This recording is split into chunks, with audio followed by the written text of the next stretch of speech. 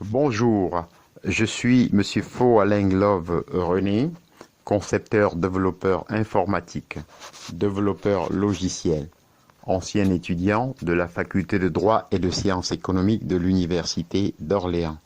Aujourd'hui, dans le cadre du cours sur les grandes théories économiques, nous allons voir la théorie de l'agence. En effet, la théorie de l'agence a été initiée par l'article de Michael Jessen et de William McLean. Par la suite, elle a été intégrée dans de nombreux domaines de la réflexion économique. La science économique traditionnelle considérait l'entreprise comme un acteur unique ayant un but unique, la maximisation du profit.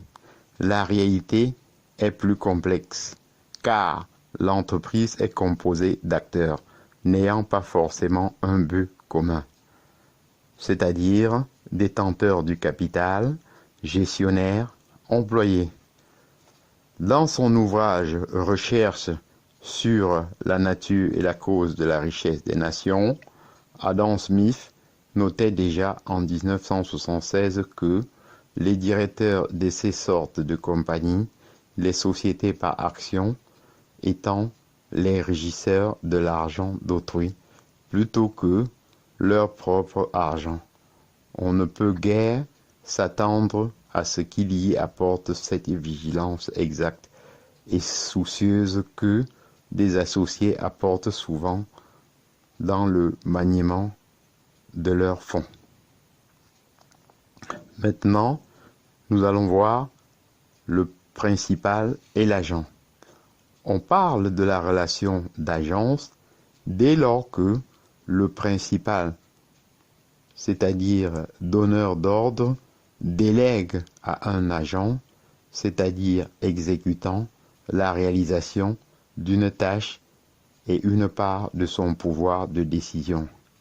Des relations d'agence existent dans de nombreux rapports économiques entre actionnaires et gestionnaires, mais également entre employeurs et employés, sécurité sociale et médecins, assureurs et assurés, etc. Une relation d'agence est caractérisée par 1. Une asymétrie de l'information. Le principal et l'agent ne disposent pas des mêmes informations. Leur relation peut être pervertie. L'asymétrie de l'information peut aboutir à ce que l'on appelle la sélection adverse ou anti-sélection. 2. Une incertitude sur l'attribution des résultats. 3. Une disparité des rôles. Le principal confie une mission à l'agent, mais celui-ci peut avoir une plus ou moins grande latitude pour la remplir. 4. Dans la gestion des entreprises, cela peut amplifier une vision privilégiant le court terme avec la fixation d'objectifs trimestriels, par exemple. La théorie de l'agence souligne que la mise en œuvre des trois fonctions présentes dans l'entreprise, décision, contrôle, risque, sous-entend l'existence de coûts d'agence que les différents acteurs doivent supporter. Monitoring, surveillance, incitation. Ces coûts modifient les calculs de rentabilité des entreprises au point d'en modifier le comportement. Maintenant, nous allons voir l'impact de la théorie d'agence. La théorie de l'agence a passablement bouleversé la réflexion économique puisqu'elle oblige à revoir les données de base du choix et de la rationalité économique. Elle a eu également d'importantes conséquences concrètes.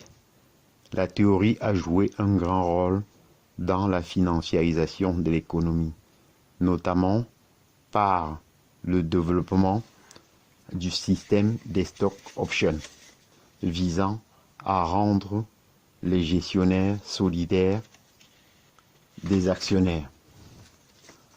Pour finir, nous allons faire un petit résumé de la théorie de l'agence. En 1. La théorie de l'agence montre que les rapports entre donneurs d'ordre et exécutants sont brouillés par le fait qu'ils ne disposent pas de la même information. 2. La gestion de ces rapports entraîne des coûts et peut fausser les calculs économiques.